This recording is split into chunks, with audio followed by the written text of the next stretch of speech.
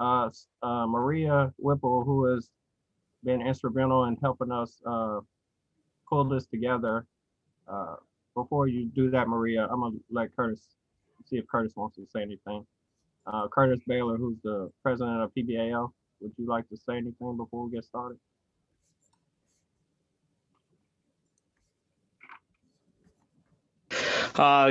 Thanks for doing this, Myron, and welcome all of you today. I'm going to be basically listening in and taking notes for the questions that come up and the answers that are given. And I'll be monitoring. I'm also on another call. I'm a deacon at my church, and we got a Zoom meeting for that. So I'll be listening in. If you got any questions for me, type them in the chat, and Sharon will get them to me, and I will get back to you if I don't get back on later on. So thanks again, Myron. Oh, no, you're welcome. Okay, with that, Maria, if you don't mind kicking us off. Sure, no problem. So hello, everyone. My name is Maria Whipple, and I'm the Director of Alumni Networks for the Purdue for Life Foundation. I'd like to welcome you to the Purdue Black Alumni Organization State of Black Purdue panel discussion. Today, we have the honor of having Dr. John Gates, Vice Provost for Diversity and Inclusion, Office of the Provost, Dr. Willie Reed, Dean of the College of Veterinary Medicine, Renee Thomas, Associate Vice Provost for Diversity and Inclusion, Office of the Provost, and Virginia Booth Womack, Director of the Minority Engineering Program.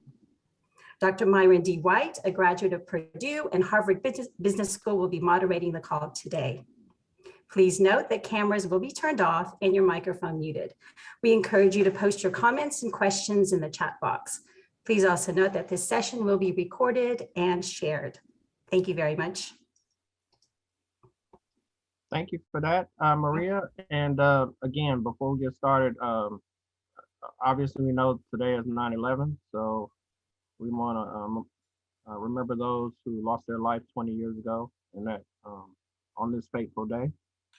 I actually was at a walk, was supposed to be at a walk this morning, honoring those who lost their lives. So we want to take a moment to remember them.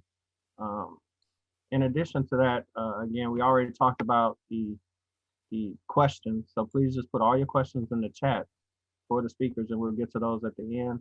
And one final note is, again, this is a very inclusive panel discussion. As you can see, we have people from all parts of Purdue, all races, all nationalities, talking about how we can assist in bringing more students and helping more lives, both at Purdue and beyond. So we appreciate everyone taking the time to come on this Saturday. And with that, if Dr. Gates is here, we'll start off with him. If not, we'll start with Virginia. Well, thank you so much, Myron. I'm glad to be with everyone. Hey, I'm here. Good to see you. Good to see you. So I'm John Gates. I serve as Vice Provost for Diversity and Inclusion and Clinical Professor of Management in the Granite School. And really happy always to engage with PBAO. I want to give you some of the highlights of where we are in the state of Black Purdue right now from my perspective. And of course, my colleagues will share their perspectives as well. So we spent a year last year exploring the idea of pursuing racial justice together as a university. The Board of Trustees, in the aftermath of the murder of our dear brother, called forth an equity task force to look at the Black Boilermaker experience. That task force made recommendations along 3 domains for faculty, staff, and students. The first one is representation. The second one is experience, and the third one is success. To me, translationally, representation means that Purdue becomes the first choice institution for prospective Black Boilermakers. And as you know, we're not that today for very many.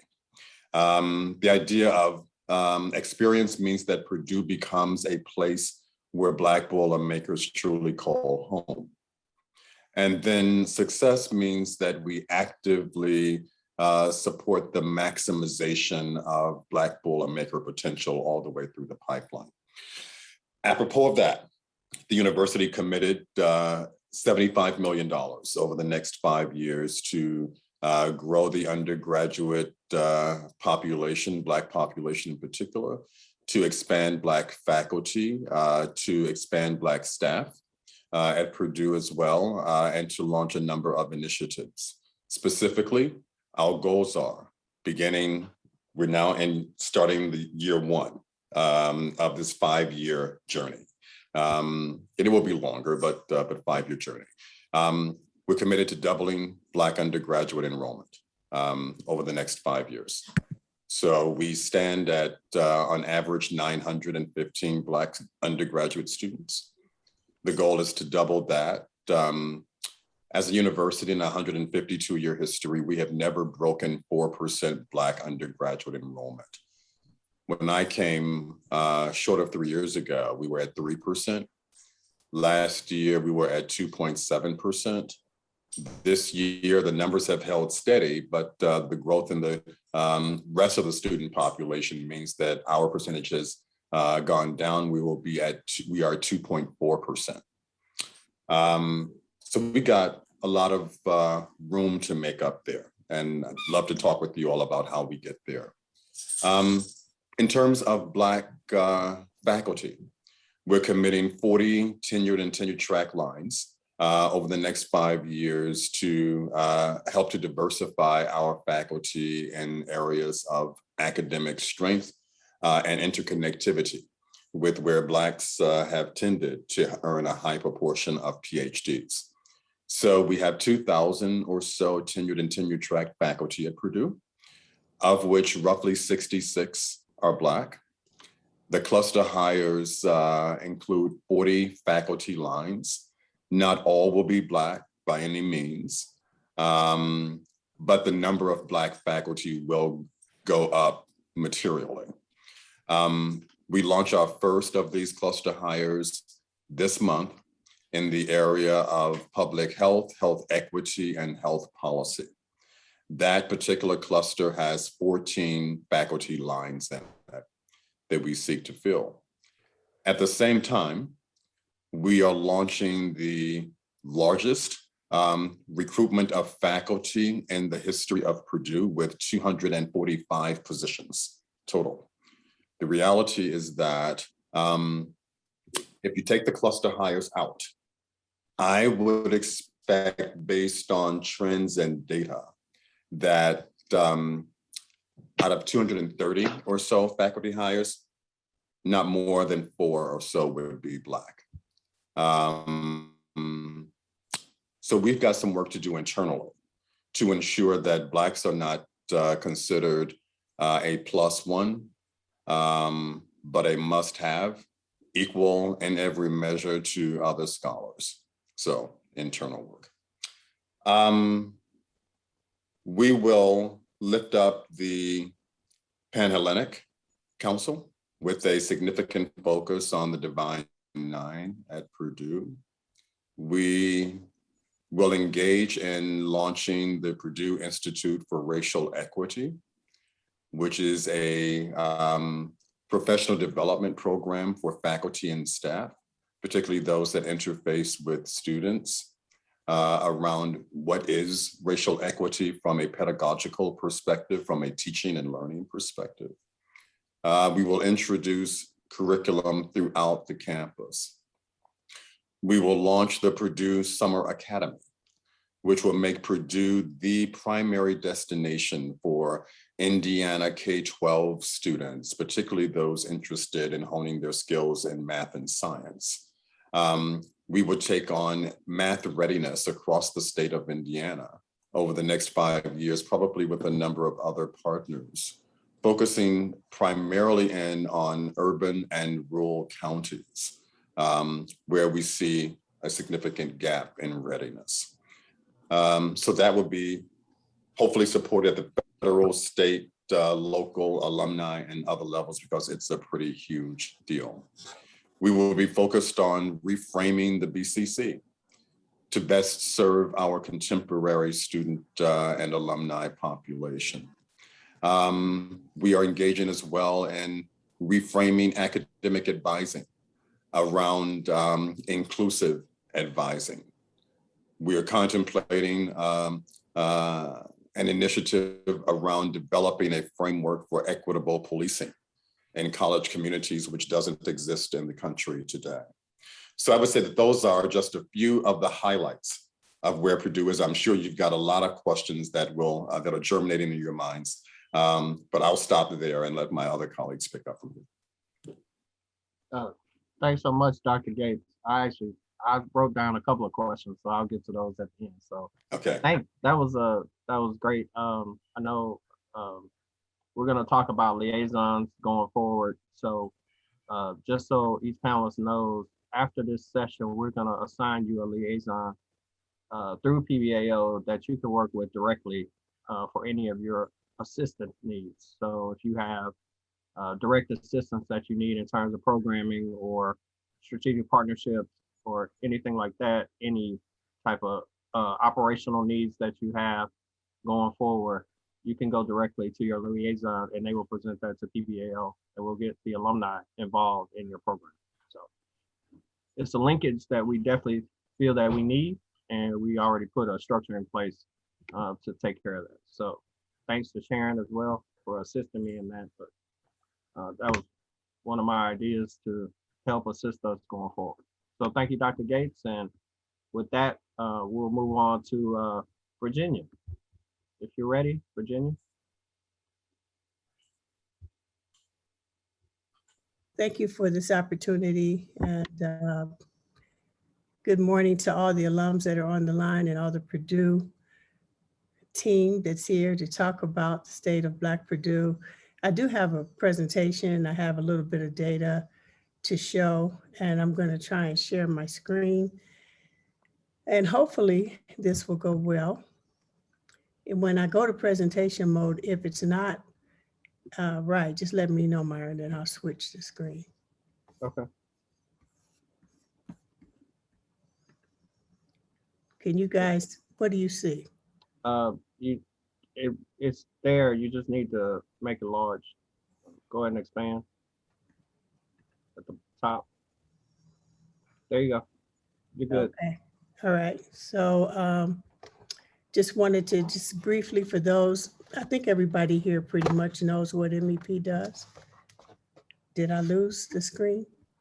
No, you're there. I am? You're Okay. fine. Well, I can't see anything. All right. So are you seeing the mission? Yeah, we're on the overview slide. Minority. Okay. Yeah. I'm not going to spend too much time on any of these slides, but this is basically our mission, vision, and our programs are open to any student that would like to participate, although we do focus on historically underrepresented minority students. Our earliest program now in terms of grade, we started an algebra by 7th grade program. We work with the students in the community, in the Lafayette community. We start with grade 3, and we'll be tracking these students all the way through. We started this program in 2017 with 3rd graders. This year, those students are now in the 6th grade, moving into the 7th grade. And they did come to our summer camps this summer. They didn't do it in person. Of course, they did it virtually. And because of their activity over the past 3 or 4 years, they were able to earn enough STEM bucks. And we'll hear more about that at another time. But as they do their work, they're able to earn STEM bucks. And they earned enough to pay for a $600 camp. And that was amazing. So we had some of the students there. This program is relatively new, and we're actually expanding it to other universities that are within the MEP space. And we're looking now at University of Toledo, New Jersey Institute of Technology, and University of Texas at Austin that are trying to launch a similar program. And hopefully we'll get that off the ground within the year. Just wanted to mention that because it's one of our newer programs. It's free to all students. We're targeting grade 3. And we launched today, actually, right after this program, I'm going into a launch, and we're having an event here on campus. So if you have children in grade 3, go to the MEP website, look under our programs and get your 3rd, and we'll even take 4th graders, get them enrolled. It is virtual, and I guarantee you it will do you and your family good. So I do want to talk about a couple of data points. I know I only have a couple of minutes, so we'll briefly go over our enrollment trends, degrees awarded. Virginia, don't feel rushed because you have plenty of time. Oh, I do? Okay. Well, I tend to ramble, so I'm gonna still try to keep it tight. We'll go over some enrollment trends, degrees awarded trends, first semester performance, first year retention rates, underrepresented student graduation, grade point averages. I think that's important to look at. And then we'll talk about the engineering academic bootcamp, which this year, thanks to the initiatives put out by the Board of Trustees Task Force, along with partnership with the Provost's office and Dr. Gates, we were able to do our bootcamp this year for credit. And the students didn't have to pay for anything because of the benevolence of our alumni and the university. And then I'll just do some thank yous. Okay. All right, slide. Why aren't you indexing? I feel like I have frozen. Yeah, you're frozen. Okay, give me a second.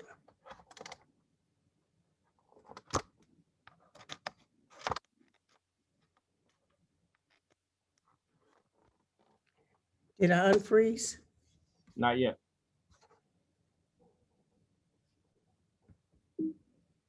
How about now? Not yet. Still on slide 4. Well, of course, this would happen. How There we you are. doing now? You're good. All right, so this is a basic enrollment trend chart. This is total enrollment. And the charts that I have came from the College of Engineering Data Digest. And this chart starts at the year 2000. So you can see a strong upward trend. The African American is highlighted in the gold. So we're not moving as we should or as we will under Dr. Gates' leadership as we start to double things up. But I will say the 2 or more races that are here, these are 2 or more underrepresented minority. And the majority of these are African American and another ethnicity. If you remember back in the day, you didn't have that option. So I do look at 2 or more and African American when I look at my total. And this is our Hispanic population. But by looking at the colors, you can see that our Hispanic population is growing nicely. In 2010, because of the way the NSF looks at ethnicity, they did add the 2 or more races. So you will see how that breaks out. And in this 2010 effort, we did begin to disaggregate and include 2 or more races. I do have a slide that shows sort of back in the day because people ask me about it. It looks busy, but it's actually pretty simple. Here's the African American enrollment back in the day. And for those on the line that maybe were here back in the 80s, you can find your year and say, yep, I remember that year. We had 87 students in 1989 that were African American that were enrolled. You can see the Hispanic line, how it has grown and shrunken over time. Now it's really taking off. And the 2 or more in this slide is indicated by the bar here. So for our African American enrollment with 2 or more added, again, this is enrollment and not total enrollment. This is enrollment of freshmen only. We are looking a lot better in this year because of the benevolence of our alums and the university. We were able to offer more scholarships. We brought in 56 African Americans, and of the 2 or more, another 24, which took us to about 80. And that's a pretty good number if you want to put those 2 together. And we haven't had an enrollment that high since, I believe, 1989. So I'm happy to see that we're getting back, but technically we should be much further than that. Our history should be the low points, and where we are now should be high points, and we are striving to get there. For graduate student enrollments, I have this also broken down by ethnicity. For African Americans, this is our line. And 2 or more races is indicated here. And there are several African Americans in this 2 or more race that could be added to this, but we're moving in the right direction. Again, when you look at our total, you do see an increase, but we like to disaggregate so that we can see where it is. And for degrees awarded, I think the last year we had 151 total degrees awarded, and you all can see the breakdown by ethnicity. So movement is in a good direction. Our graduation rates, I'm not going to cover here, but our graduation rates are also increasing. The class of 2013, and I appreciate that Dean Mung actually announced this. The class of 2013 had a higher 5-year graduation rate for underrepresented minorities than the total engineering cohort.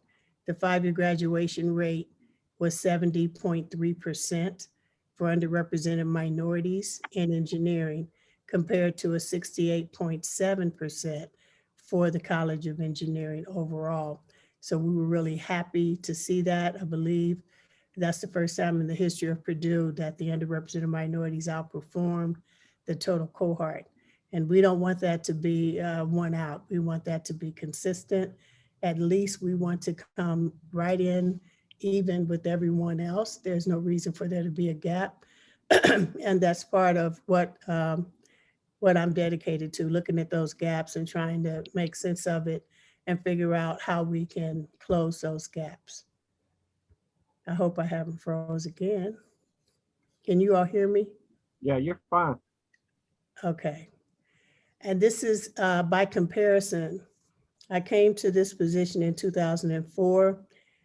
The GPA average first semester was a 2.06 for underrepresented minorities. And I left it in the combined format here, but disaggregated for African Americans, that number was a 1.8. And that was absolutely shocking to me coming in. And when I looked at the enrollment numbers and the scores, underrepresented students for African Americans, they were at par with everyone else. So there's no reason for them to not perform as well as everyone else. So the 2.06 compared to the total cohort of 2.64 back in 2004. I'm happy to say that in 2020, underrepresented minorities came in at a 3.2 compared to a 3.1 cohort number. And actually, I'm looking at this and I apologize, but I don't like mistakes. That should be switched. The underrepresented minorities was 3.1 and the total cohort was a 3.2. Either way, I'm happy with the results that we're seeing there. We look at the same thing with first year retention.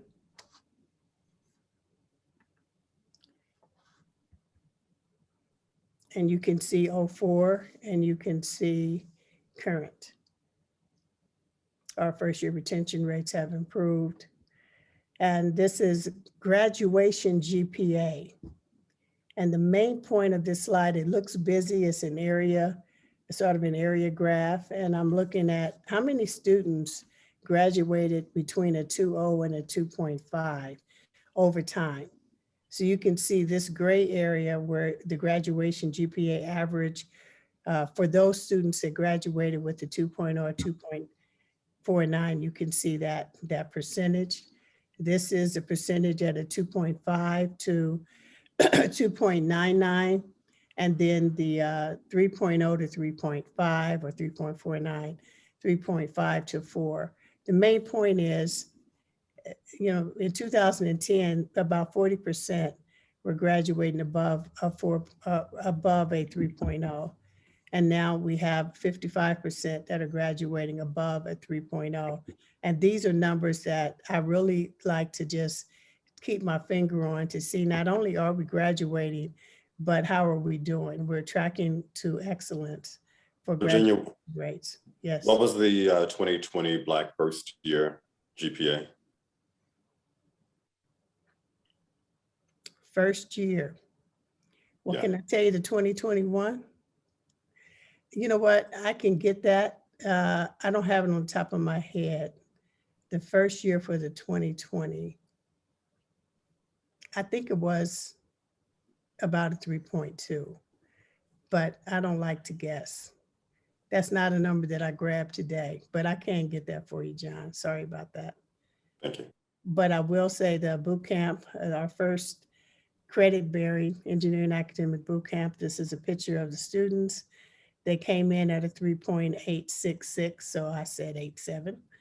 GPA average coming out of the summer, going into their first semester. That's a huge move in the right direction.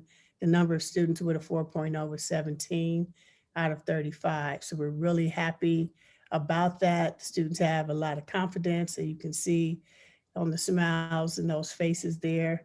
And they're here, and they have an amazing disposition and attitude about the challenges ahead. And in wrapping up, this is sort of a trend. This was the gap that we talked about in 2.04 between underrepresented minorities and the total cohort. And so the goal was, how do we close this?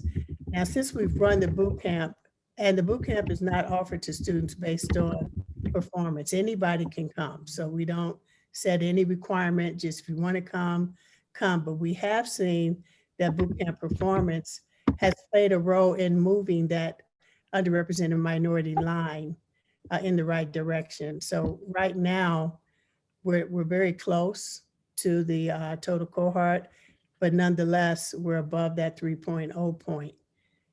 So this is all I have for data. And I would like to thank the alums. We have really had an amazing response from our alums on creating endowments. And these are the names of those that have recently set up an endowment fund. I don't want to read each one, but I'm going to give you a minute to look through those. I'm going to have this reordered according to the time that the endowment was established, so that you can see how that has trended. And last but not least, I just want to thank the Board of Trustees Equity Task Force, Provost Office, Dr. John Gates, College of Engineering, Dean Mung Chang, and Interim Dean Mark Lundstrom. Alina Alexenko, Associate Dean, has been an amazing support. Elizabeth Holloway, Assistant Dean for Diversity Engagement, has been an amazing support.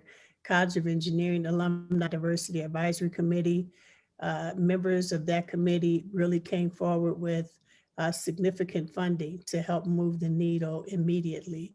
Don and Liz Thompson, you probably know, they started the Thompson Scholarship Program, and we have 7 scholars that are participating right now. The first graduate graduated this summer, so we celebrated that, and the Emerging Leader Scholarship Program has now been expanded to include College of Engineering students, again, thanks to Dr. Gates and the cooperation of his whole team. And that's all I have, and I'll just close right here. Okay, thank you, Virginia. We have quite a few questions for you, so we will hold those to the end. Okay. So if you don't mind just waiting, we have a few questions for you, especially on your data. So we have quite a few engineers on the line. So we're gonna probably splice some of your data questions. So. All right. So thank you, Virginia. And next we'll have Renee Thomas. Good morning, everyone. Can you see my screen? Yes, we can. Okay, very good. Well, first of all, I want to say thank you to PBAO for providing this opportunity to speak on the State of Black Purdue.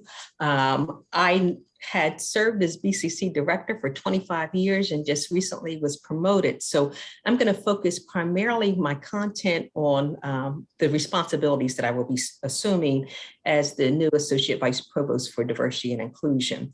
And I want to begin by also thanking each of you on the line, because I know that the work that we're doing in diversity and inclusion is not in a silo. We certainly stand on the shoulders of many of you who have contributed significantly to the success of our Black Boilermakers. So thank you in advance. And I'm saying in advance because I have a to-do list after my presentation as well.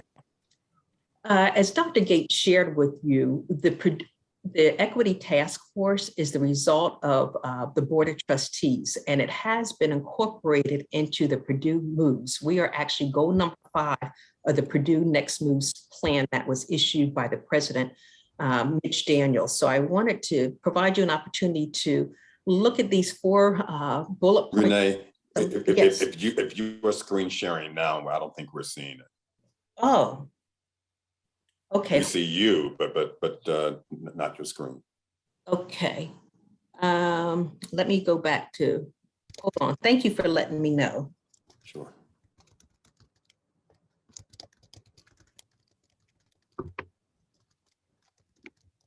Okay, are you seeing my screen now? Not yet. No, I'm not. Sharon, can you help me? Because I'm seeing let me just double check one more time. Oh, looks like It's coming up. Something's coming up. There you go. Oh. Can you see it now? Yep. Yes. Awesome. Thank you. Thank you so much. So as I was saying, the Equity Task Force emerged out of the Board of Trustees, and Dr. Gates shared with you all the overall goals, but these are the stated goals in the Equity Task Force and part of the Purdue Moves program, and that we are looking to have a robust recruitment of Black undergraduates, graduates, faculty, and staff. And we will do that through new programs, scholarships, and cluster hires. We're looking at expanding the mentoring and community building, particularly for our Black Boilermakers, and enhanced career development opportunities and professional recognition for both our faculty and our staff. And we're really focusing on Purdue becoming a leader in attracting and ensuring the success of our Black scholars. And ultimately, we know that the success of our Black scholars will also impact the lives of the entire Purdue University family.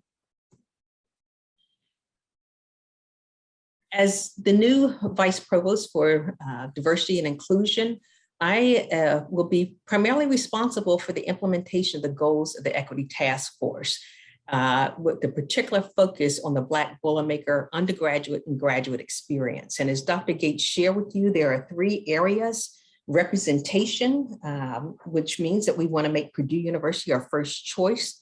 The experience, we want to create an environment in which everyone has a sense of belonging. And success, we want to be able to maximize the student potential of every Black Boilermaker here. And one of the ways in which we are doing that is we are changing the narrative. Currently, or previously, I should say, there was a deficit framing when we talked about our Black Boilermakers. And now we want to shift that to a very asset framing. I was in a meeting and I made reference to our Black and brilliant Boilermakers. And one of the staff members said, I never heard brilliant put in the same sentence as Black Boilermakers. So we are looking to change and shift that narrative to become a very affirming narrative. Even for our students, sometimes when you ask students how things are going on campus, the response is, I'm surviving. We want to change that narrative so that they are thriving at Purdue University. I am so excited because I can say that I truly believe that a transformation is happening at Purdue. That transformation is through the leadership, or a large part of it is through the leadership of Dr. and also through the leadership of our alumni. There are. Oh, okay. Okay.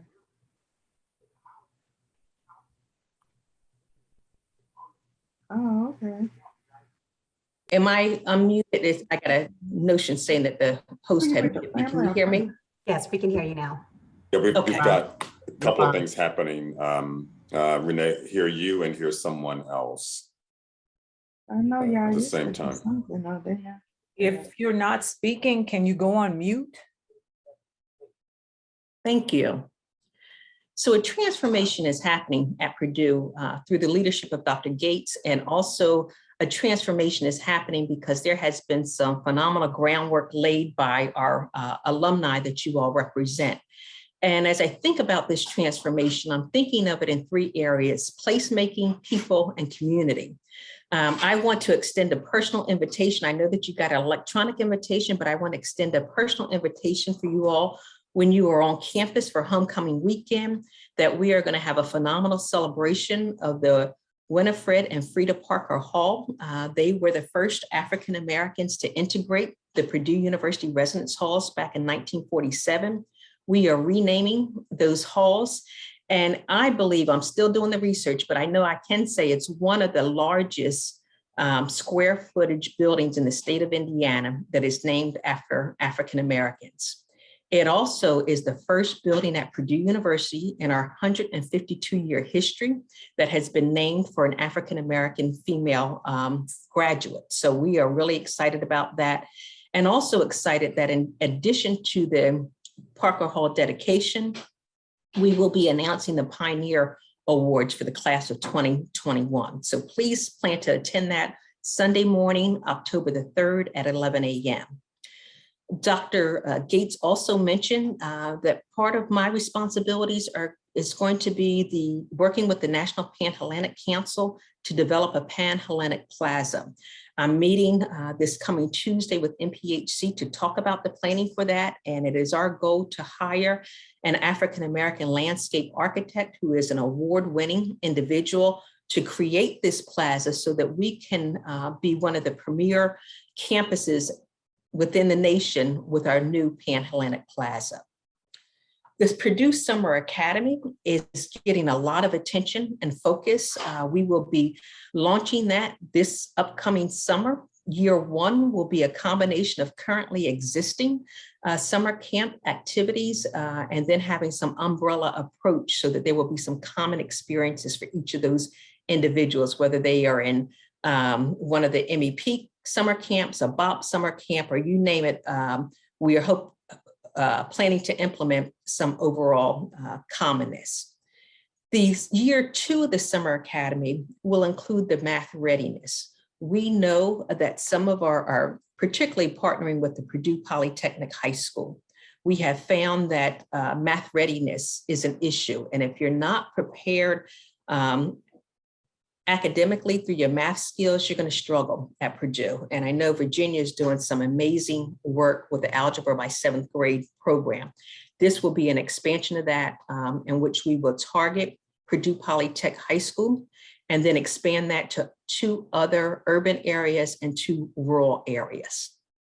We also have found that many African Americans were introduced to Purdue University through sports camp activities. We're planning to relaunch some of those, but with a little bit of a different twist to it.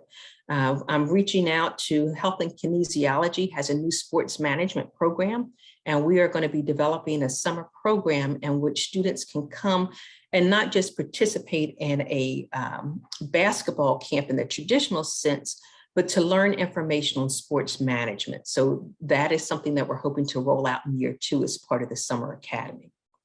And then finally, there are 2 major initiatives on campus to create that sense of belonging for our African-American students. The first is Mind, Body, and Soul, which is a peer support network group for African-American women. And I know Mamie Butler's on the line today. She's representing the Counseling and Psychological Services. She co-leads that program with me. And then the Black Male Excellence, focusing on leadership development for our African-American males on campus and also developing that sense of community. Both of these programs are relaunching this fall. They had been on hiatus for a period of time. And I'm excited to share with you that we sent out the registration for Mind, Body, and Soul last week. And our deadline for registration is coming up on Monday, but already we have 88 African-American women who have signed up to participate in that particular program. I think I'm frozen as well. I'm trying to advance my slide here. Okay, here we go.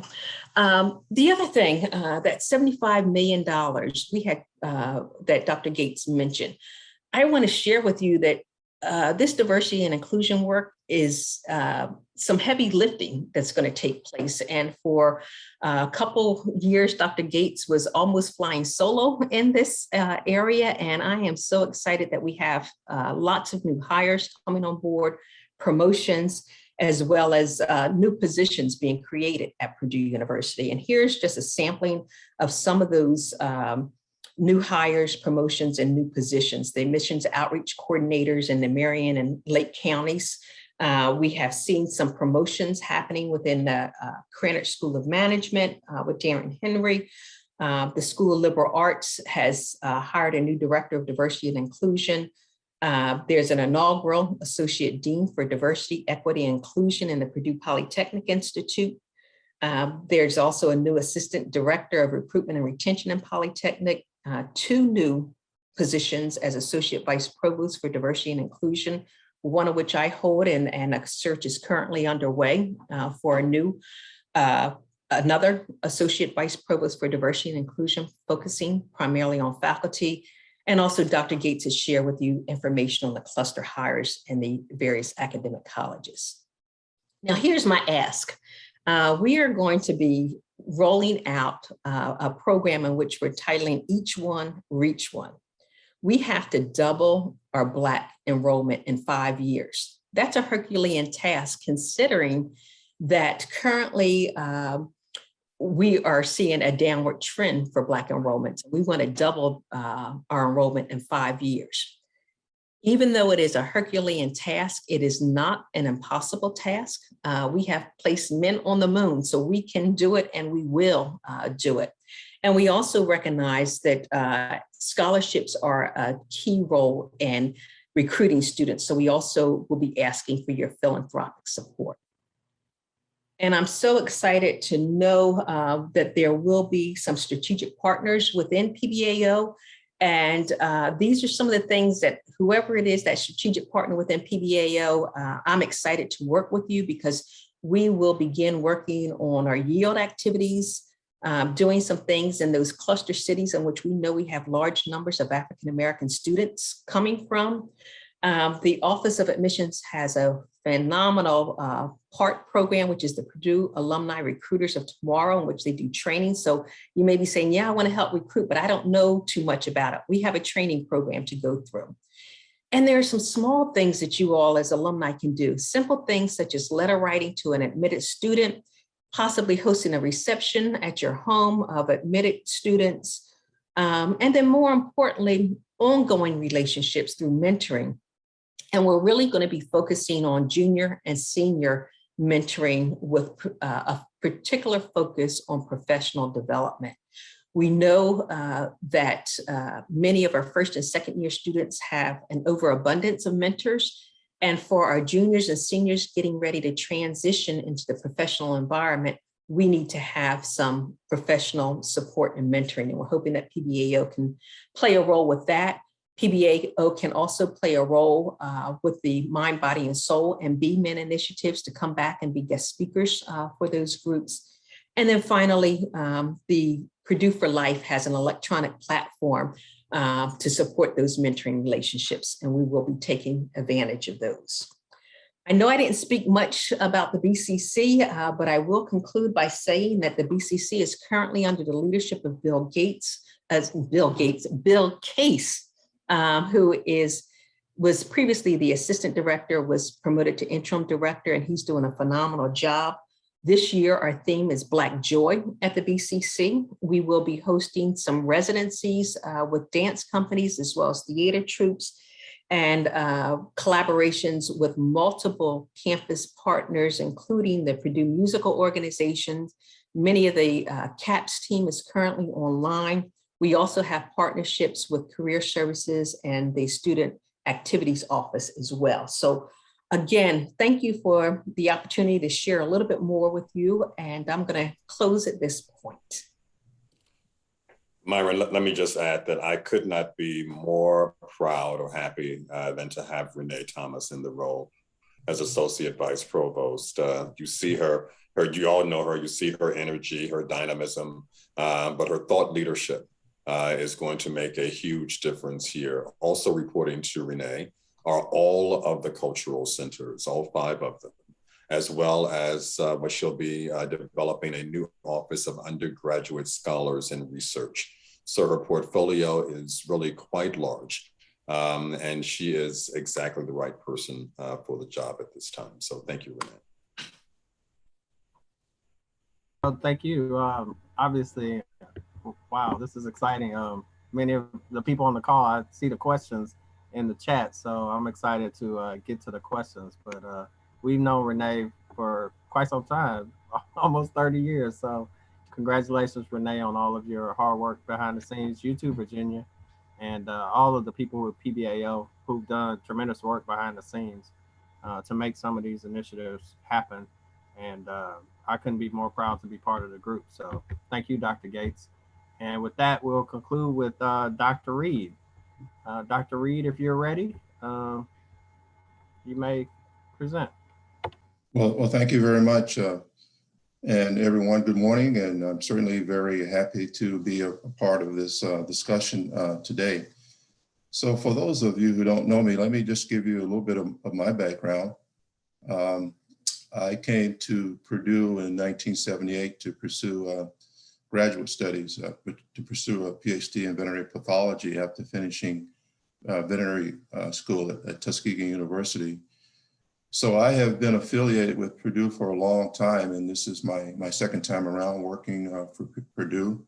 So in 1982, I was offered a faculty position in the College of Veterinary Medicine. At that time, the only African-American faculty member in the college. In fact, the first one, after being probably the only African-American graduate student in the college during the 4 years when I was in graduate school. So I stayed on the faculty for a number of years, and then I left and was recruited away to Michigan State University, where I served as a department head and director of a very large veterinary diagnostic laboratory. Did that for a number of years, and then was recruited back to Purdue in 2007 by then President Martin Jischke and former Provost Sally Mason. So she recruited my wife and I back. My wife Dorothy had also completed a graduate degree at Purdue.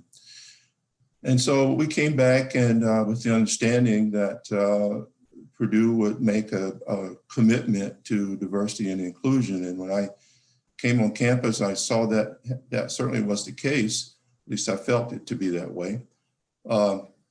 When I was on the faculty in the 80s, I think there were only about 15 or so African-American faculty members in the whole campus. So to come back in 2007, things had certainly changed a lot. But when I came back, it was with the understanding that there would be a commitment to diversity and inclusion. And particularly, I wanted to change what was happening in the College of Veterinary Medicine. At that time, in 2007, only about 6% of our students were underrepresented students. And we were lucky if we had a single African-American student in one class. Veterinary school is a 4-year program after undergraduate school. So in all 4 years, we didn't have, Purdue hadn't had but maybe one or sometimes not a single one in a class. So we got busy with the commitment that they made and I was not going to come unless they provided some resources to allow me to make the changes that I thought we needed. And they did that, and I agreed to come back. And so we went to work. One of the first things I did was to appoint a director for diversity and inclusion, recruited someone there. We developed a strategic plan for the college, and that strategic plan said that we were going to make a difference. And if you look at the whole veterinary profession, it's the least diverse of all the healthcare professions. And so that's a dubious distinction that we're not very proud of.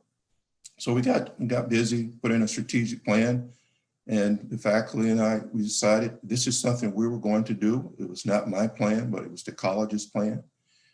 And so we pretty quickly moved the needle. And fast forward to now, today, about 20% of our students are underrepresented students. And we've been around 20 to 23% for the last, I don't know, 5 or 6 years. Of that 20% underrepresented students, about 10% of those would be African-American students. So we probably have more African-American veterinary students at Purdue than any other veterinary school in the country, with the exception of Tuskegee University. And so that's something that we're very proud of. And so Really? People ask me all the time. Not probably, absolutely. We are the #1 producers of Black doctors of veterinary medicine among all Research One institutions in the country, thanks to you. Yeah. Well, people ask me all the time, well, how did you do it? Well, first of all, I didn't do it alone.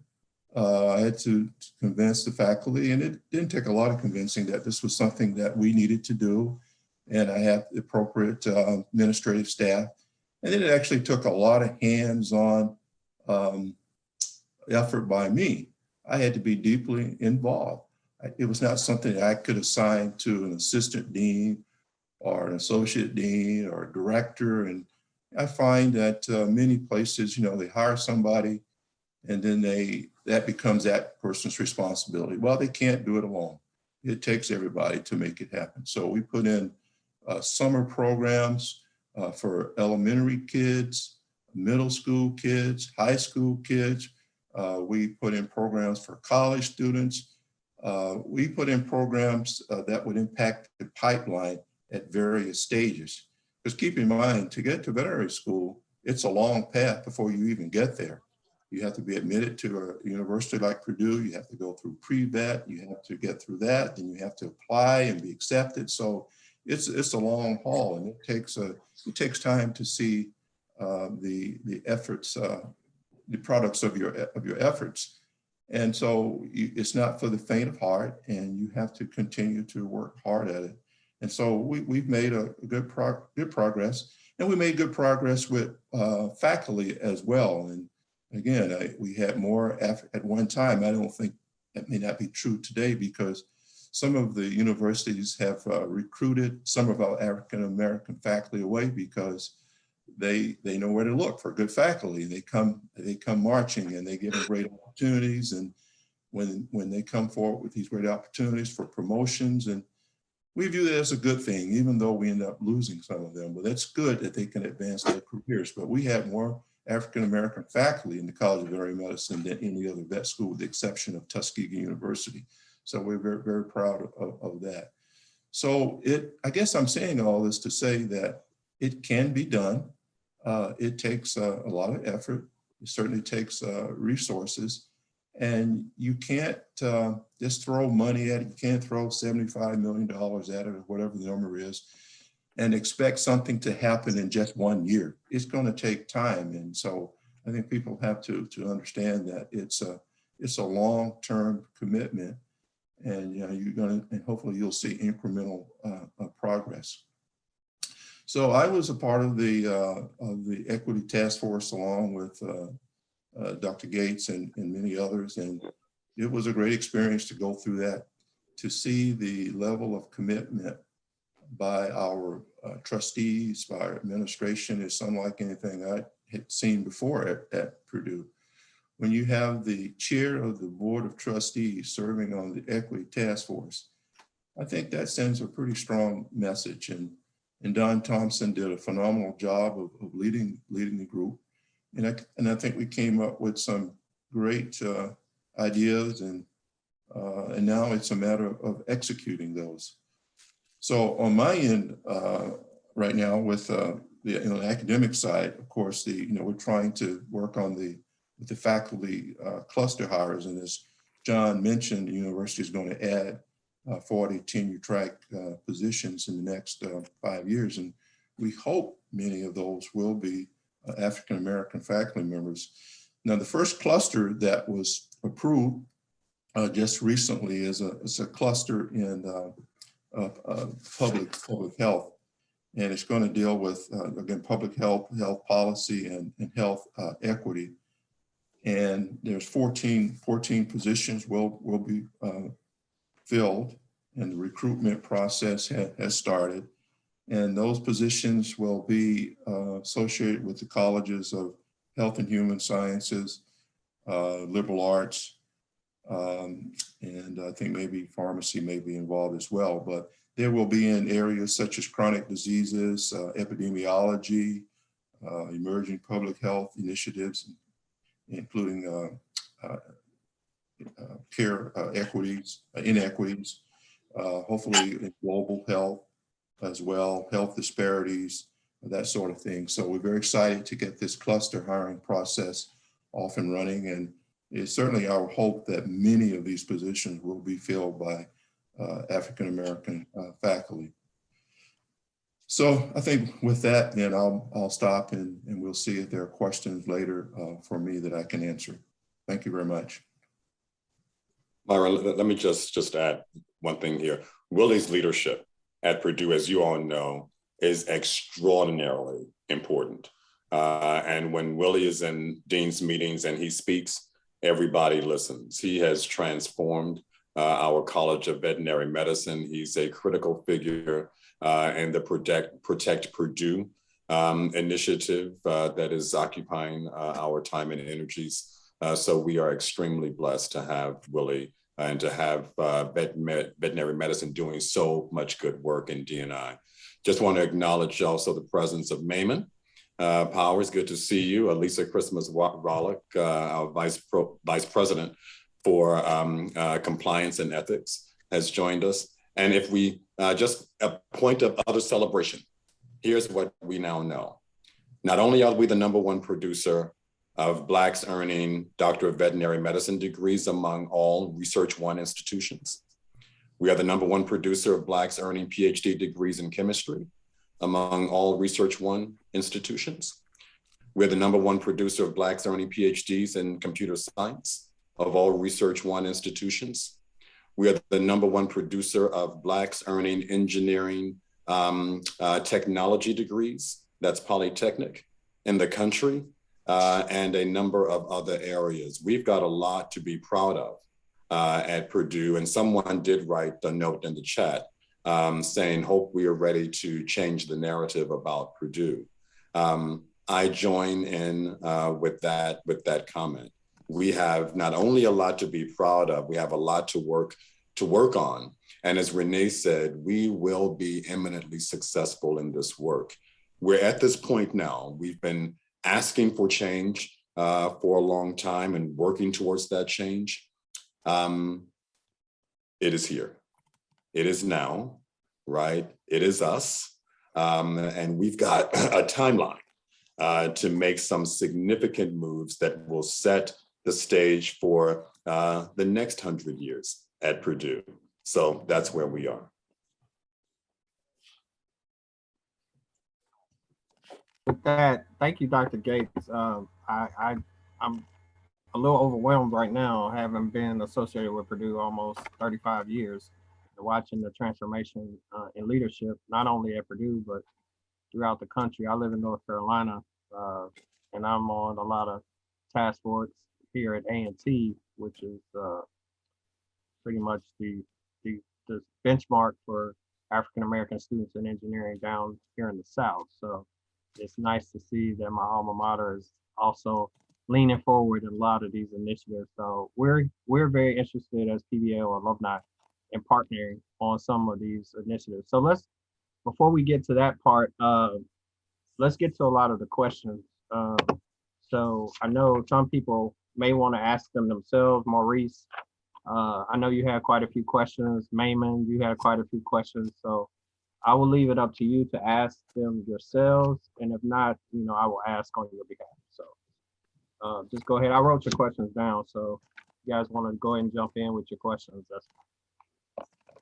Hey, Myron, I transitioned from my laptop to the car, the general topics of the questions, but any of my questions when it's time, if you could just read them help me out because I'm on my phone right now.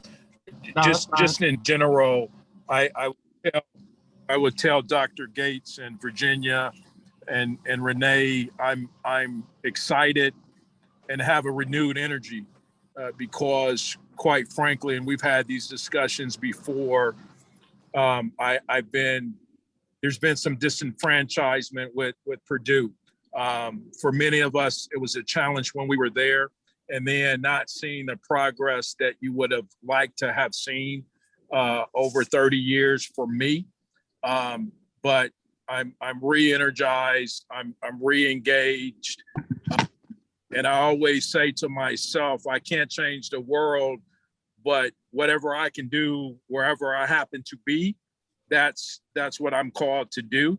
And so I'm committed in that spirit to, engage my sphere of influence to get engaged and support all the great work that we're trying to get done. So here's a couple of your questions, Maurice. Dr. Gates, is to you. So the $75 million specifically directed, is it specifically directed to support MEP and BOP, two of Purdue's cornerstone programs? How can we alum support the equity initiative? And I know, Renee, you mentioned this, but has President Daniels spoken out on this initiative? And because he said he hasn't heard anything in the press about it. So. And just some qualifier on those two questions. Thanks, Myron. Dr. Gates, I called out BOP and MEP because those are two legacy programs that have been fighting the fight before the $75 million check was written. And more so than, from my perspective, some of the other great programs, and clearly there's some other great programs throughout Purdue, but they have a history and a legacy of doing this work. And I just want, as an alum, to ensure that they're getting the funding and the support and everything that they need to continue and accelerate that work that they've been doing long before, people in Purdue got woke. And then my question on President Daniels, one could say, take the money and go do with it what we will, but we all know that it starts at the top. And if President Daniels has been out publicly speaking and supporting this initiative where he's taken the mic, then I'll be quiet and stand down. If he hasn't, that goes a long way. And I understand all the political ramifications with that, but that's just one man's perspective. And Dr. Gates, if you want to add any context to that, I welcome that. Thank you. Thank you, Maurice. And thank you for your commitment and renewed commitment as well. So with regard to, which one shall I take first? The 75 million, BOP and MEP. The Equity Task Force did, and the Board of Trustees affirmed that there must be a fundraising effort and more institutional support for both BOP and MEP. So those two programs will call forward specifically, and a fundraising paradigm will be put in place for them and around them. There is some resources that the institution has provided to add support to BOP, MEP, and a number of other programs at the colleges. Our initial focus this year is going to be on increasing our yield of Black students. So the deal is that we actually get a low number of applications from Black students per year, and we need to increase those applications significantly. We accept a high proportion of Black applicants, but then it comes down to we admit a high proportion. Then it comes down to the students who are admitted accepting their offer of admission. And we see that percentage is actually very low. much lower than we would anticipate. So as for instance, the College of Science had a 10% Black yield this year.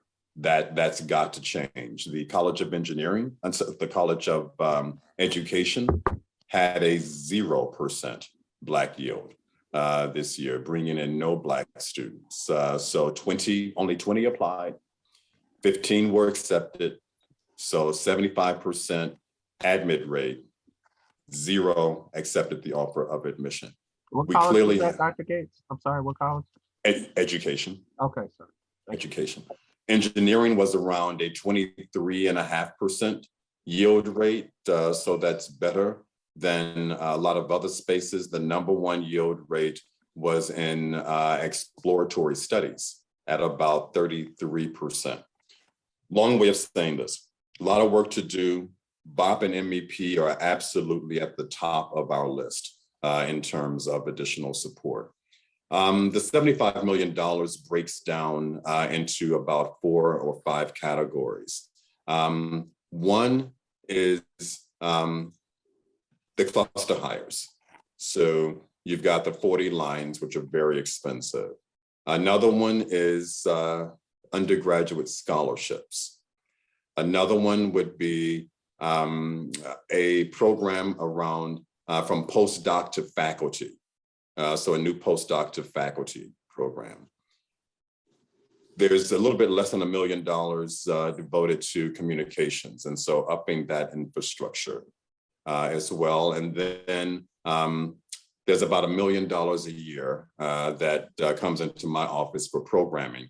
And that programming is in support of everything that we do. What does that actually mean? The dollars that the university has in hand and committed would be for faculty salaries, staff salaries, the postdoc program, and some programmatic support. What's not there? There's a figure of $37 million within the $75 million to support undergraduate scholarships. That money is not in the bank. We have to raise all of that $37 million. And it seems like a huge figure, but it actually is a decent down payment on what it's going to take to transition our enrollment. We probably are looking at something much, much, much larger than that in terms of the fundraising initiative to sustain the level of growth that we anticipate. With respect to President Daniels has affirmed the equity task force. He certainly is holding us and the doubling of Black enrollment. He certainly is holding us accountable for it all. The university has not spoken writ large generally on the equity task force efforts. And what we have said, and Mitch has said as well, has been kind of muted in the media. So I was saying to our friends in marketing and communications, very few people seem to know that we're committing $75 million over the next 5 years, one of the largest figures among any public university in the country. Not only do they not seem to know external to the university, they don't seem to know internal to the university either. And so we've got to do something about how we communicate things here. You will see Mitch front and center much more with regard to, I believe, with regard to advancing the fundraising effort, advancing the yield around Black students coming into Purdue. He'll be active with regard to the recruitment of Black faculty. So I believe his commitment is there. And one of the things I've had to grapple with at Purdue is how the university works, right? We want the university to say Black Lives Matter. And it has. More important to me is that the university demonstrates that Black Lives Matter. A fundamental commitment to doubling Black enrollment. We're going to also increase Black graduate students and add another figure on top of the 75 million for Black graduate students. We're going to increase Black faculty.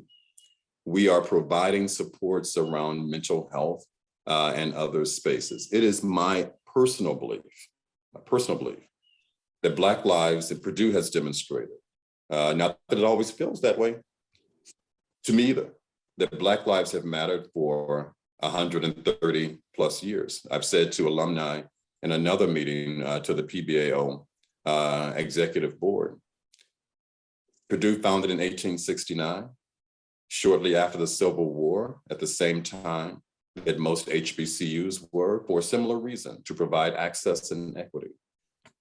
HBCUs to the children of newly freed slaves, us to the citizens of the state of Indiana who were mostly farmers. Graduated our first African-American student in 1890, 60 years prior to Plessy versus Ferguson, in the College of Pharmacy. Second Black student, 1894. Plessy comes 1896. Heart of segregation begins. First Black woman graduates again in pharmacy in 1911. Purdue actively recruited African Americans into graduate and undergraduate programs here throughout the 100 years of segregation. Some of those folks went on to become PhDs and to educate 2 more generations of Black scholars at HBCUs. We are known in HBCUs. Not only are we the #1 producer in these very many areas, but I marvel that in a more contemporary time, the first African-American person to be awarded full tenure at Harvard Business School is a double Boilermaker, James I. Cash. The only building at Harvard Business School that is not named for one of the former treasurers of the United States is the newly renamed James I. Cash Hall, right? So not only in terms of the history of Purdue, the legacy of Purdue, but the contemporary value of the social justice movement that has been imbued in the institution all along. Now, the institution may forget from time to time, right? And we may forget too, but it is fixed in our DNA. And that is what we are working with others to help explain, explore, celebrate. I take your point seriously, Maurice. Mitch will show up. He is showing up. It's taken us a little bit of time to get our sea legs under it. So, Dr. Gates, thank you for that, and most importantly, the narrative that, quite frankly, I didn't know all that you spoke to about the history and the legacy and Purdue's reach. And to your point, you know, how do we get that message out? And so you and I can talk offline, because you know the relationship I have with the guy who's running marketing, and I'm constantly in Ethan's ear about what we need to be doing, and we can talk about how I might be able to support your efforts if at all. So thank you. I definitely need you on that, brother. Thank you. Yep. Thanks, Maurice. I've seen your commitment since I was an undergrad, and also at some of the recent, you were at the 50th BCC anniversary, and you also were at the event honoring Purdue's first Black engineering graduate. So thank you for that. We'll get back to the questions. Mainly, Virginia is gone, so I can't adequately elaborate on your question. So there's one for you, Renee. If I might interject. Go ahead, Mayman. If you don't mind. No, the questions were meant to make sure that we don't lose focus on African-American students with the 2 or more races. I mean, that can be a Japanese person and a white person, you know. So I think we need to make sure we're clearly focused on African-American students. Underrepresented can be a variety of other students that don't include us. So I guess the bottom line is we need to focus on those that can be arrested by the police and abused more so than anything else, and that's the true definition. I think the first initiative that can happen and needs to happen is with those students that are accepted, and this is information that the university has known for a long time, it's not new. With those students that are accepted, that scholarship dollars be provided to increase the yield. That is the #1 reason you have a low yield. Everyone else, all the other major universities have more scholarship dollars than Purdue offers. So provide scholarship dollars first to increase the yield. And then we need to look at our admissions policy and how we can get more African-American students admitted. Yeah, I will tell you that every year I have students come to me saying that their dream was to go to Purdue or to major in engineering, and they weren't accepted because their SAT score was 50 points lower than the cutoff that Purdue used. And we need to look further than that, because it just can't be about test scores. It's for an inner city student to compete, and I've said this over and over again, with suburban high schools, private white high schools, it's impossible. And unfortunately, with the COVID that's occurred in the last year, Black students have suffered far more than their white counterparts because of the learning process that's been hampered by that. So those are all things that need to be looked at. And if we're going to make a difference, that needs to happen. And I think to your point earlier, or the point I was hearing, 37 million and 75 million sounds like a lot of money. It's not. And especially 37 million in scholarships. You need $10,000 a student times 500 students. That's $5 million a year right there. So that becomes a lot of money very, very quickly. And we need the president of the university out helping raise that. If that all has to be raised money, then we need the president of the university on board out front helping raise that. And he can do it. He can very easily do it.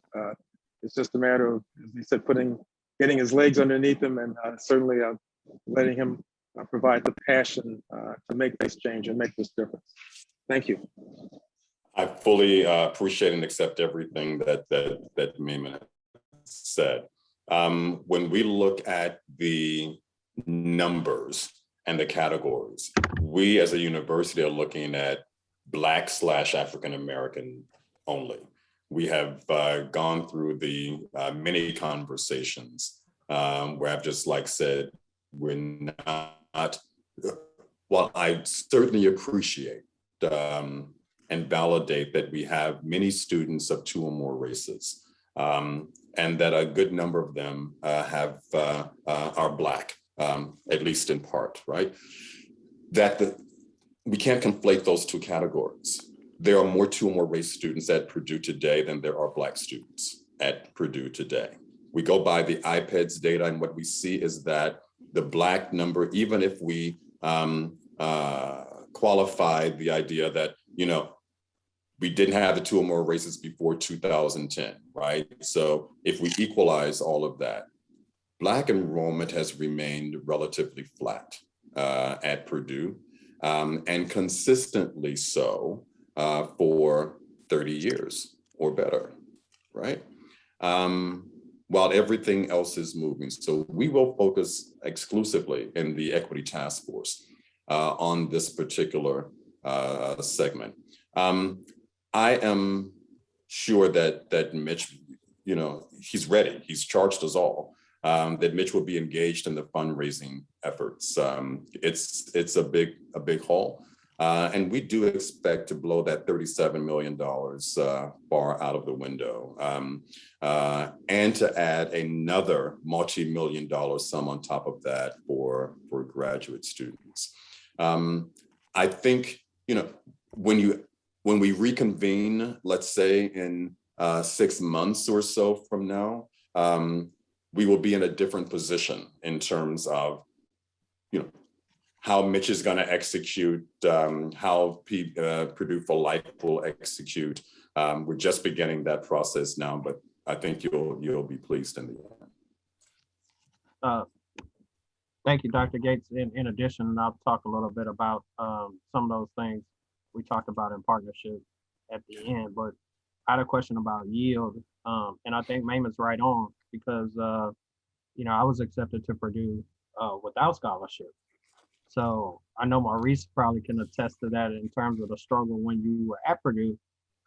Even Dr. Cash and people like Leon Higginbotham, who is a federal judge, who's a graduate of Purdue, also talk about even in their successes, there were still, the struggles of them being first and things of that nature. So I definitely agree with Mayman that the impetus has to be an increasing the yield on the scholarship up front. I didn't even get my scholarship until I was a junior. So I was already halfway through Purdue, before I, became a presidential scholar. So let me add two factors, though, that are important to us and to our consideration. To be eligible for scholarships at Purdue, the student must have applied for early action consideration. That means the application must be in and complete by November 1. More than 50% of Black students who apply to Purdue apply after November 1, and so are never in the pool for consideration for scholarships. Part of what we have to do is to get those applications in by that November 1 deadline. Mema did allude to something else that I can shed some light on. When I came to Purdue, I did, in 2019, I did look at our acceptance or admit ratios. And what I saw was that, at least for the state of Indiana, about 66% of white students were accepted who applied, and about 33% of Black students. So there was a significant differential in acceptance rates. We have now eliminated those differentials in acceptance rates. So the acceptance to Purdue, if students qualify within the band, has gone up significantly. We've got some other work to do. We need to increase acceptances and readiness in engineering. And for us to reach our overall goal of doubling Black enrollment, it must happen in engineering as well. Engineering brings in 3,000 undergraduates per year. Last year, the number of African Americans were 23 out of the 3,000. They doubled their incoming class this year to 56 by focusing in on yield and scholarships. That's fabulous. But it's going to take doing that every year for the next 5 years to get us to where we need to be. And that's across all schools. No, thank you for that. I was just, I know we can talk about that offline, but I know your leadership in terms of partnerships will probably help President Daniels in the fundraising effort, right? Because one of the things that I experienced even as a student, going to a lot of those fundraising events in Chicago, and I know Renee talked about the sports programs. There was a culture at Purdue even in the 80s of inclusion, like you talked about. Purdue does have a history of inclusion. It's just that, it's not communicated always in the best manner, or people don't really know, because a lot of those fundraising events, there are only 1 or 2 African Americans at the event with the university president. And so, that I think is part of you and Renee's leadership legacy, is that you all are breaking those barriers and actually being, and Dr. Reed being in the room, being the voice for the African American experience. And so that's, I think, where a lot of the alums are charged and re-energized and seeing where we're going in terms of, that veil being lifted. We all know we have work to do, but we're all engaged if we're all on the same team and moving in the same direction. So I'll get to another question. I know someone asked, and Renee, you may be able to speak to this, or you, Dr. Gates, what are the main factors prospective Black students give for not joining the university? And also someone asked, what's the commitment from the city of West Lafayette community to the university's DEI goals? Because obviously, you're going to be there for 4+ years or whatever.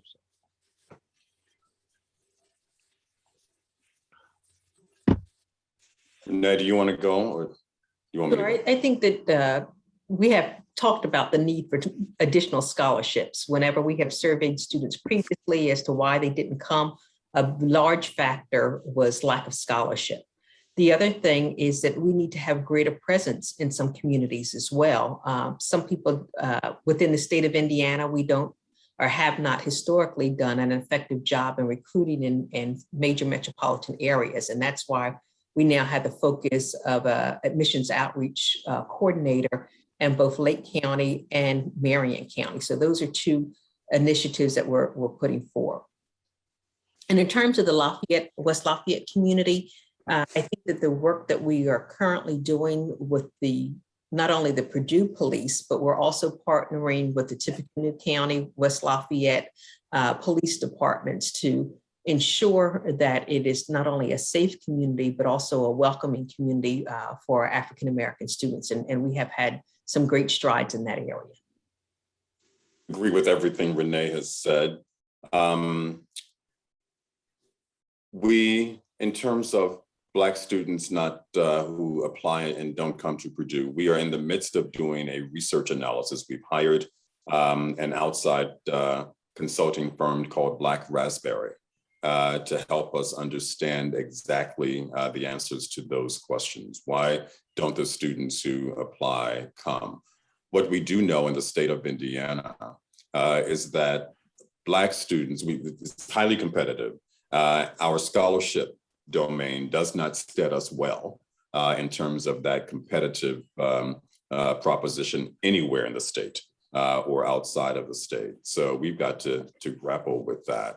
Students do tend to go to schools in clusters, right? So they got a posse or a group that is at Ball State or Indiana State or Marion, IUPUI. They don't tend to come to clusters to Purdue. It tends to be onesies and twosies. And so we've got to grapple with that as well. That's the in-state paradigm. And as Renee said, we've not done as well as we need to and will. In terms of out of state, so we have about 55% of Black students come from within the state of Indiana, except in engineering. It is 60% out of state, 40% in state. We do not have any cluster recruitment cities anywhere in the country for Black students, right? And one of the initiatives that I'm hoping PBAO will pick up is the development of cluster recruitment cities, where we can get to Black students who might be interested in Purdue. Those are some of the things that we are undertaking at the moment. I actually just got off a call. I'm a mentor for A&T, and they also have what they call certified recruiters. So where you can go to a career fair at a high school student and market the university, market A&T for students who are interested. So I know that we have done a lot of receptions in the past, when Dr. Bell was alive, for his alums to bring people to Purdue in Krannert and also in engineering. So I definitely believe that that's one of the mechanisms that we can use to continue to foster, like Renee said, elevate the visibility of Purdue is, through these one-off receptions and things of that nature. Someone asked about, she's a community banking, Sarah, is it Sarah? Stacy, I'm sorry. She said, as a community chair for my company's banking DEI network, how can we engage or get involved in mentoring programs and recruiting Purdue minority students? Sorry about that, Stacy. Hi, That's a Renee question. Myron, it's Felicia. Thank you. I'm working with Maria on our formalized mentoring program as a part of PBAO. So I did get Stacy's information. She hit on a couple points. One is, I think, the banking area. We're obviously looking for money. We're looking for internships for anyone that's out there in corporate positions. But on the mentoring side, we do have a formal program that we'll be connecting with Maria on. And so I do have Stacey's information. I don't know if anyone else has something to add. The other thing I would add in addition to the mentoring is the recruitment piece and the Office of Admissions PART program that I mentioned in my presentation. I would encourage you to sign up and participate on that because it does have some training modules, and you can go to those career fairs as your schedule permits and other opportunities. I want to give you all, we have so many questions, but I'm going to defer those to you all directly offline. Again, the whole purpose of this initiative, as we're kind of running out of time, is to link you all's strategic visions and directions to the Purdue alumni, right? So that we can have programmatic implementation and goals that we align with you all, right? So if Dr. Gates gives his vision, Renee, you give your vision, Virginia gives her vision, Dr. Reed, you give your vision. How do we align ourselves to those visions and get you to where you need to be and get Purdue to where it needs to be in this five-year horizon? And in addition to that, I'd like to, before we kind of give some of the initial PBAO programs in preparation for homecoming, I'd like to give you all the final floor to say some, your final thoughts before I go into that message. Dr. Gates, if you have any final thoughts. Yeah, I'm excited. You all haven't seen it. The leadership of PBAO hasn't seen it. Angela, I'll get it to you as soon as I can get, Brother Baylor, as soon as I can get it approved on the internal side. We've done a mapping of the ETF implementation, mapping the various connections. And PBAO does have a significant portion of that. And I mean, we've kind of talked about it, Angela, in terms of the various initiatives and each one mentoring and whatnot. But as we laid it out, it's like, okay, this is significant and it's targeted. So I'm gonna ask Renee to work with me to get that little document approved and to get it to PBAO. But you're right in the heart of this transformation. I am also excited about leaning into the celebration and the enthusiasm and the excitement of the moment we're in. I have been telling the story of my own kind of epiphanies, right? And maybe some of you and some of the alumni that you will talk to will need to have the sort of epiphany that I've had, right? So it doesn't take long for both the excitement and the rust of Purdue to kind of get on you, right? We know it can be a tough place and tough for students, faculty, staff, right? And we know that the work of diversity, equity, and inclusion has not been easy to do at Purdue, given a number of contexts, including our political context. I have worked in this space, every institution I've been at, quietly, sometimes not so quietly, on behalf of the liberation of Black folks. Didn't feel like that was viable at Purdue, given the political climate, right? Students fighting against the administration as well, it's just, ooh, Lord have mercy, quite something. And, it's been rough. And I had thought about leaving Purdue a number of times, right? Because it's just like that. And I sat back and I said this to Jay, the provost. I said, because he asked, what happened to me? Don Thompson asked this too. I said, I had a conversation with God. And it went like this. I said, Father, why hast thou forsaken me in terms of doing this work? And Father spoke to me and said, I have not. You have complained that your hands are tied and that you cannot do the work that you are called to do on behalf of Black folk and other folk. I have set you free. You said that you did not have support. And now you have a mandate from the Board of Trustees and the President. I have liberated you. You said that you wanted to be impactful, but you felt, beleaguered and undermined. You are now a key player. I have freed you to do the work I have called you to do. And I had to embrace that moment. Shall I live in this sense of feeling omitted, feeling neglected, and forlorn? Or shall I step into this new space that I have been given to help liberate an institution, its promise, its capacity? I have chosen the latter, right? I will live in this work with joy and commitment. It is not just a job, it is now a calling. I have not just been called, but chosen, as have you, right? And so this is a different kind of journey that we are on. It has different meaning for me.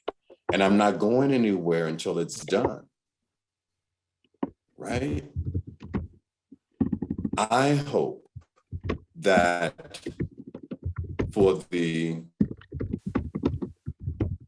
dozen or 30 years that you all have been laboring in the vineyard on this work, and for all of the effort you've put in and for your disappointment, that we can jettison disappointment, we can leapfrog over hope to seizing this moment of transformation at Purdue. I am all in. I'm so happy to be with y'all. That's where I am. Oh my God, that's awesome. Like that was amazing. We are on the team, Coach. We on the team. So yeah, we're seizing the moment. Like Maurice said, a lot of us have been laboring for quite some time. We see some of the harvest being reaped. So we're gonna continue to follow your lead. And I'm so proud, Renee. You know, I've known you since you first started, so it's been a long journey. So congratulations in that. So Renee, to you, any final words? You make me follow that. That's unfair. Unfair. I'm sorry. But I would just say that for too long, Purdue has had some underappreciated sources of talent. And I think that these underappreciated sources of talent are now bubbling to the surface, and we will certainly embrace and take advantage of them. I am committed to being a champion and advocate for student success, and I want PBAO to be a partner in this journey as well. This whole notion of moving from disbelief to transformation is very real at Purdue. And my song or my motto for this academic year is "The best is yet to come." And I firmly believe the best is yet to come. So I play that in the morning when I get up as part of my devotion, and I play it again at night, but I know that the best is yet to come. And I am excited about you all being part of this transformation at Purdue. Yeah, we're excited. Like I said, we're excited to be on the team. So very, very exciting time throughout the country, actually, to be honest. So thank you, Renee. And Dr. Reed, if you're still there. Yeah, I'm still here. And let me just say that, I think this is an exciting time at Purdue. We have some great opportunities presented to us. And let me just say to all of you, I mean, things really happen at the college level. And I would encourage you to use your power. Alumni have a lot of power, and many times I don't see them use it and use it effectively. But you should push the deans of your respective colleges, because these are the people that can make things happen. They have a lot of power, a lot of resources, and they can make it happen. So I would encourage you strongly to be engaged, ask questions, push them, and I guarantee you things will happen. Thank you. No, thank you. This was. If I might add, as we conclude, and certainly as I stress the need of scholarship to get students into the university. And I think we all know that once you get here, the next goal is to graduate. And I wanted to the way I've started to look at things maybe a little differently. When I was a freshman, I remember the university saying, freshman engineering, look to your left, look to your right. Those people won't be here 4 years from now when it's time to graduate. And I think when I went to an HBCU, the mood was totally different. It was look to your left, look to your right, make sure your brother or sister are still here when it's time to graduate. And that should be our responsibility as alumni, faculty, and staff to nurture and make sure that those students that come in are still here and are able to graduate. So that was my thought. Oh, no, thank you. Thank you, Mayman. And I'm, like I said, I'm just a vessel. I was just a moderator to assist in this process. And I thank you, everybody, for tuning in and asking your questions. If you have other questions, please just send them to myself. I'm gonna put my email in the chat, and I will get them to the panelists, and they can get back to you directly. So, Myron, this is Faye. Can I say something real quick? Oh, go ahead, Faye. I'm sorry. Yeah. Go ahead. Okay. With and thank you, Dr. Gates, especially. I'm one of the co-coordinators for the Indianapolis region for PBAO, and so thank you, Dr. Gates. We talked back in 2019 about some of this, and especially around that acceptance area for Indiana students. Thank you for that, because that's a big plus for where we're headed. I've also been connected already to, I'm a faculty member with Polytechnic. I think there's some opportunity for Polytechnic to help because we're located all over the state. The challenge is we're trying to recruit at our locations along with main campus. So we'll have to have some dialogue for those students probably going to main campus, even though we did the recruiting for our location. So we can work those details out. But I would say leverage the Polytechnic institutes around the state as well. But I know there's some territorial things there as well, but we can make it work, I'm sure. But I have been connected to Alex Pettigrew, who is new to the early outreach in the admissions office. We've already connected. We've got some programming things we're working on. I would also say with that, connecting with the Center for Leadership Development out of Indianapolis is going to be a key point. I'm sure you're going to be having some dialogue, Dr. Gates, with Dennis Bland, who's an executive there. And so Alex and I talked about that as well with some initiatives. And then also leveraging 21st century scholars. Our Black students are missing that opportunity. And I think in Indiana, we really have to get to those middle school students. And I'm going to be working with Virginia on some things as well. But I see a lot of opportunity, and we've already connected on moving things forward in our planning, and we'll be reporting that out soon. Awesome. Thank you, Faye. Looking forward to it. Thank you. Thank you. Angela, I don't know if you want to say anything. I'll give you the last words after I say these two things. So I don't know if Curtis is still here, but Angela, I'll let you speak. So two things. I know, Renee, you had an ask. I know Dr. Gates, you probably have many asks. Dr. Reed, you have asked. So what we set up is a liaison program with PBAO. So Dr. Gates, all of your asks, just take them to Angela, right? She will be your liaison, and then she will link with PBAO for the strategic and operational pieces of that ask. So anything that you need out of your office, the provost office, or Don, those high level things, just take them to Angela, and then she'll bring them to PBAO, and then we'll, execute to make it happen. For Renee, your liaison will be Sharon. Sharon will assist you in anything you need. So just go directly to Sharon or to me, since you can always talk to me. But go to Sharon, and then she'll bring it to PBAO. Dr. Reed, I will be your liaison, so you can work directly with me. And even though Virginia's gone, she already works with Felicia Hardy. So those 4 point people will take your strategic initiatives and operationalize them to PBAO to get whatever you need in terms of cluster recruiting, training, career fairs, recruitment of a student. So if there's a high quality student that we need to focus on to get them to Purdue, we will do that through your liaison. So please feel free to reach out to your liaison, or that liaison should be reaching out to you periodically to ask what you need. And then the second thing is on the partnerships, right? We already talked about strategic partnerships. I'm sure Dr. Gates, when Mitch goes out on his fundraising, you will be right there with him. The summer programs and all those things.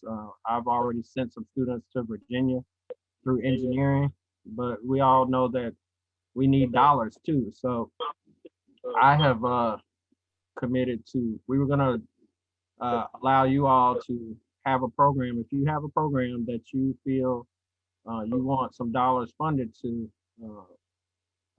we're not gonna do it through PBAO, but I and one of my friends actually, who was a PBA Mid-Atlantic co-coordinator. He's not on the call. I don't think he's on the call, but we've committed some funds to those programs. So Dr. Gates, Renee, if you need help with the summer academy, with, you know, a student at Bob subsidizing, you know, some of their funds or MEP program, get your information to your liaison, and then we have committed some dollars to that. So I know, Renee, you asked for that earlier, so we heard your ask and we're responding.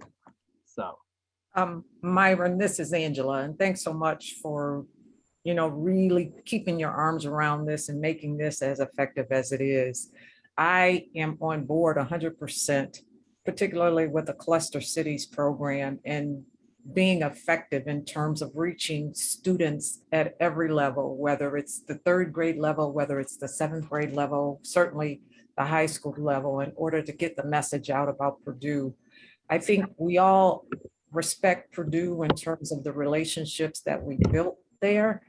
But I think at the core, I think Purdue taught us how to be problem solvers. And I think we forget that in the course of all the emotion around our experience at Purdue, be it good or bad. We forget that fundamentally, that's what people pay for, is for us to bring solutions and solve problems. And I am so grateful to the university for that, because I got confidence in my ability to do that and to solve problems and pull pieces and people together.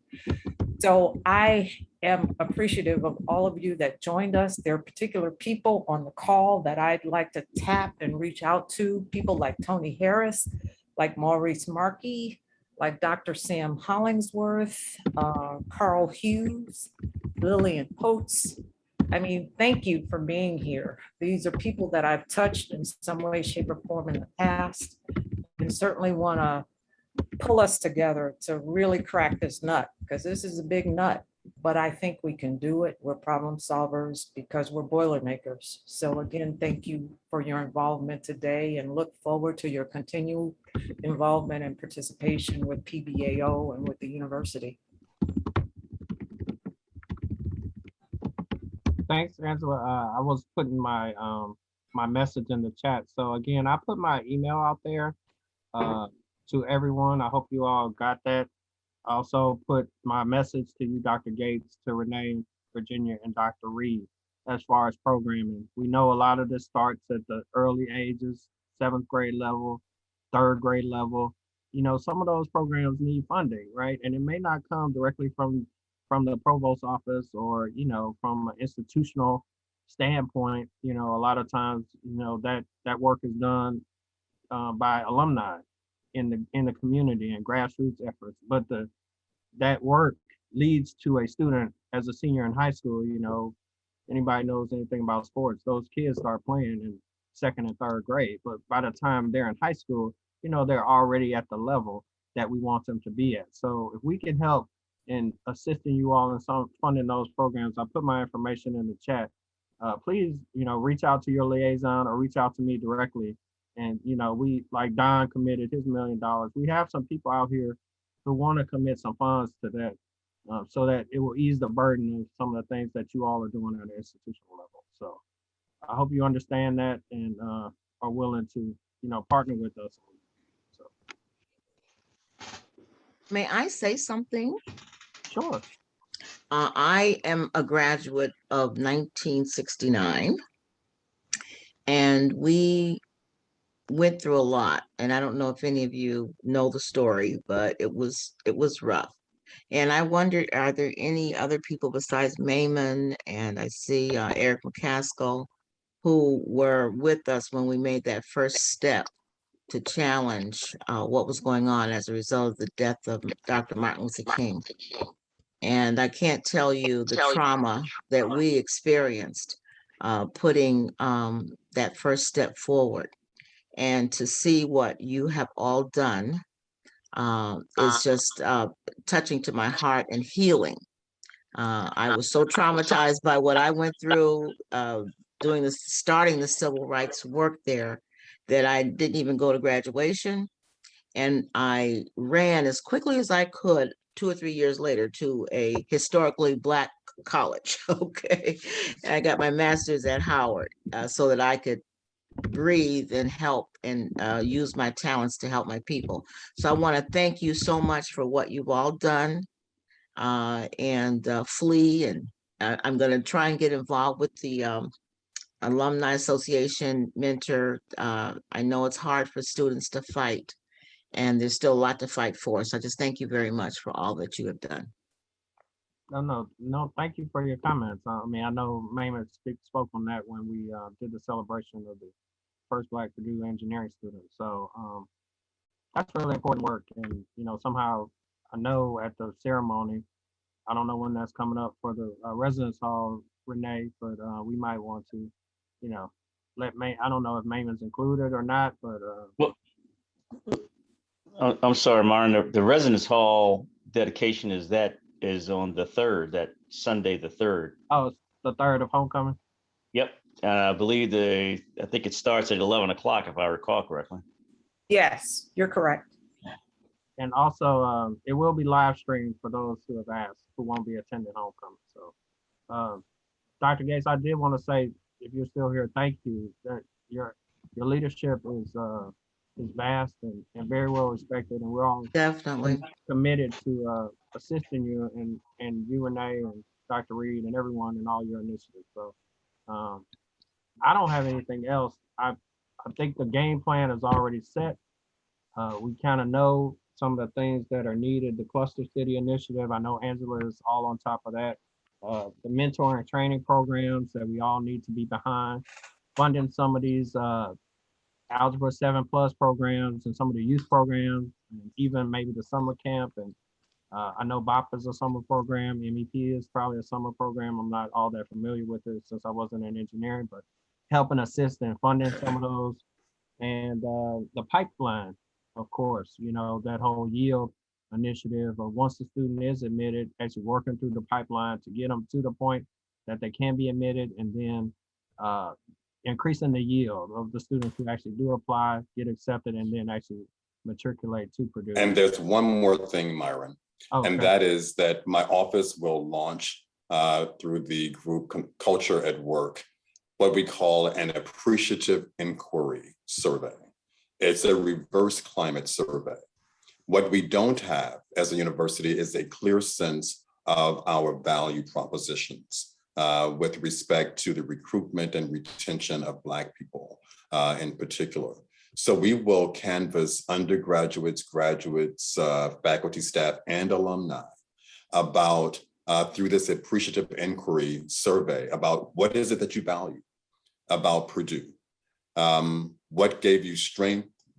We'll ask, you know, what might you change? But we're really trying to figure out what is it that holds us together and that we hold high as a community.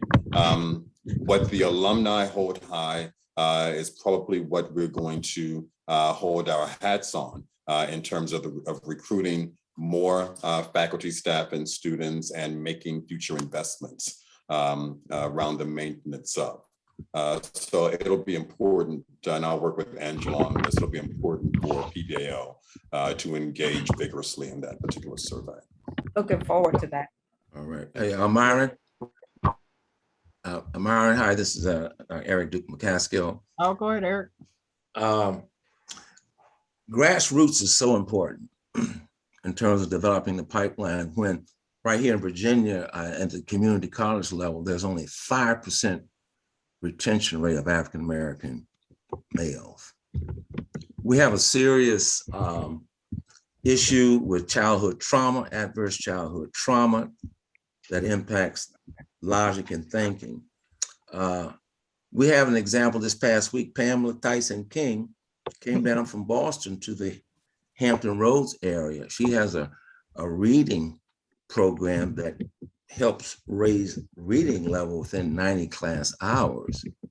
And I have a program the character development and character education, where you have little tools like little reading cards and confidence and diligence and that sort of thing. So in addition to reading, they're learning how to be good citizens and how to eliminate the N word for the boys and the B word for the girls. So we have some grassroots where we can collaborate. So 2 Boilermakers collaborated this past week in Norfolk, Virginia. And Pam is one young man in middle school, was reading at 2nd grade level. And by the end of her reading program, he was reading at grade level. And then in turn, he read the virtue cards, which he learned about honesty, integrity, kindness, all those good character qualities. So in addition to raising his reading level, his character is being developed. And I often quote Benjamin Franklin in a letter he wrote in 1750 to Dr. Samuel Johnson, who was president of the King's College, now Columbia University. And Mr. Franklin said this, he says, there's nothing more important for the public wealth than to train and form youth in wisdom, how to think, and virtue, how to be a good person, good character. So just want to share the 2 Boilermakers collaborated and we had a successful outcome. Yeah, I didn't want to mention this, but I believe that the percentages of our students in the K through 12 systems who are limited and not passing the state mandated tests are based on, if you look at the reading, over 50% of most of these cities, the children are not reading. And I think what I've been fortunate to do since I retired is to put in practice what I did in the school systems for 25 years. And that is to teach children to be able to decode at grade level within 60 class hours. And I think that the number of students, and I was told that even math is affected by students who can't read. There are a lot of kids that are very good in math, but they can't, their literacy scores are low. So I would like to look at your cluster cities and look at your state exams and work with you to do the research on how many people in your targeted cities where you're trying to recruit, how many of those K through 12 students have failed the state mandated tests in the area of reading or English language arts. And if we can look at that and tease out the percentages, and if the percentages are not high, fine. But in Boston, I'm in Boston. I was in Chicago public schools for 10 years, Philadelphia for a year, public school, and Boston public school for 15. And the number of children is well over, it's just 75% in Boston. And so that is a high number. And so there are 15,000 students, and the majority of them are minorities. So if we could look at that statistic and do some research on how many minorities are not passing, what is the percentage of minorities not passing the state mandated tests in your cluster cities or where you're recruiting from, and do something to quickly, within 60 classroom hours, get those children reading at grade level.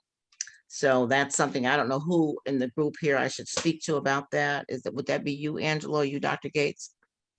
Pam, this is Curtis. I want to kind of reach out. I told y'all I was tighter on something else as well, but I've been listening. And first, I want to thank the Mid-Atlantic region and you, of course, Myron, for putting this on. I'd also like to thank all of the presenters. And to the presenters, I think you know, but I will say it again, is that PBAO is fully committed to the initiatives and the challenges, the missions and purposes that we laid out of being successful when it comes to folks that look like us, if you will, and making Purdue a better place with diversity. To those who are members of PBAO, Myron Mayman put on there, now it's time for action. Number one, please do the things that Pam and Duke have talked about that are going on grassroots, wherever you are, locally, or even if you're reaching across the country. And understand that some folks say, well, why is PBAO involved in this? Purdue for Life, PBAO is supposed to be alumni. But my position is A, if students don't get to Purdue and experience Purdue and graduate from Purdue, there will be no Purdue Black alumni. So our job is to make sure that there are Purdue alumni for generations to come. So let's all get together and do what we do and make it happen. Right. Thanks so much, Curtis, for those closing remarks. I know, just so for those of you who didn't know, this came out just recently, about a month ago. And I know Renee probably already has it at the Black Cultural Center, but it talks about Purdue through the years, and it illuminates what Dr. Gates already talked about, Purdue's rich history of commitment to African Americans, whether subtle or under the radar or however it is. There's always been a lineage once you get to Purdue, that there is some commitment for you to actually graduate and then be a successful alum, because it makes the university look good. So this book came out, and I was actually honored to be featured, as well as another African American out of Cincinnati who talks about his struggle, with all the things that we talked about with not believing that he can make it at Purdue, low reading scores, all that stuff, and now he's graduated and successful in Cincinnati area. So Dr. Gates, I know you probably already know about the book. It's called Purdue, in my words, the Oral History Project, but it is available. And I know Renee is going to put it in the BCC if she hasn't already, but I would encourage you all to use it in your marketing tools to talk about the rich history of Purdue and what it has done in turbulent times to assist and uplift African Americans. So unless anyone has any final thoughts, I think we have our marching orders and things that we need to do. Angela, I will send those initiatives to you so you can, and you, Curtis, stream them through PBAO. And for those who aren't going to homecoming, obviously it'll be live streamed. So Curtis, you can send the website out to all the alums. And if anybody doesn't have any final thoughts, Dr. Gates, Renee, I'll close out the session. Thank you, everybody.